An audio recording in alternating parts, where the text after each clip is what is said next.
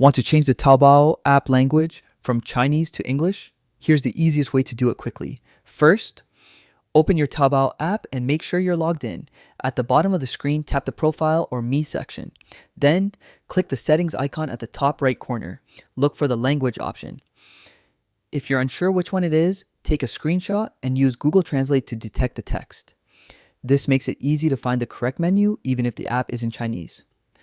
Once in the language menu, select your country first, then choose English from the list.